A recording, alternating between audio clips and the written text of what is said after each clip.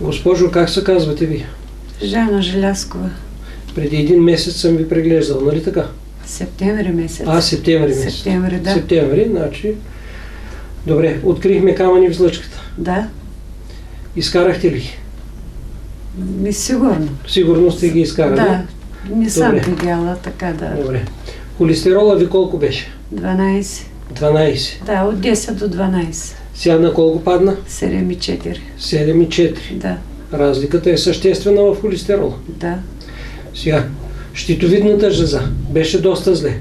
Беше, да, предстоеше ми операция, а сега не се налага. Беше са увеличена тук. Голям, да. Целият ми врат беше много дебел, сега е много добре спаднал. Ето, Доста е спаднал. Направо, напълно е спаднал. Само тук дясно има малко. Има още за лечение. Да. Има още за Но лечение. е много, много добре. Много добре. Да. Добре. Продължаваме лечението. Да. Много ви благодаря.